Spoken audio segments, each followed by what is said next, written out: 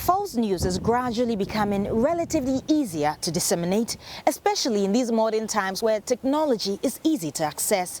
Have you heard of the term deepfake? Apparently, they are videos edited using algorithms to replace the persons in the original video with someone else that makes the video look authentic. Well, in simple terms, you can call it a face swap, although it's a bit more technical. In most developed countries, deepfakes are becoming quite a scare. Why? Because technology has made it even harder to detect deepfakes from original people. But let's bring it down to Ghana. Has this technology seeped into our information system yet?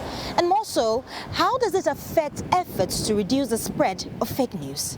Deepfakes would take away from the credibility of news, would take away from the credibility of journalism, and already there are lots of research papers that have been produced that talks about how people trust in news is waning. So if deepfakes comes to add to it, then it's a real problem. With the now easy access we have to social media, a number of the social media companies have introduced very basic shallow fakes products on their platforms, and people are using them.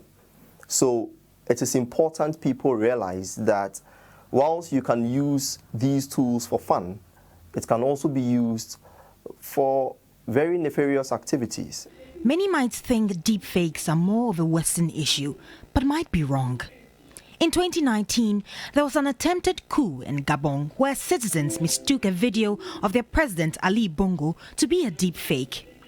In the video, his features looked quite different from the original. It was later said that the president had suffered a stroke.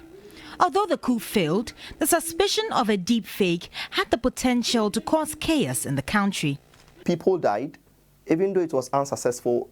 That is a clear example of how these synthetic content can actually be weaponized to destabilize countries. We've seen it with fake news. We are late to the party, but we are actually doing something now because there are less than 10 IFC and verified fact-checking organizations on the continent trying to tackle fake news, trying to deal with issues of deepfakes. But we are realizing it, and with what traditional media platforms like TV3 is doing, trying to whip up public knowledge around these subjects, I'm sure we would get somewhere in the not too distant future. Now, with the country already struggling to decrease fake news, the addition of deepfakes might be quite a load to carry. So maybe next time you see something on social media that looks too good to be true, why don't you take a second look? It could be a deepfake. Judith Awachitando, TV3 News, Accra.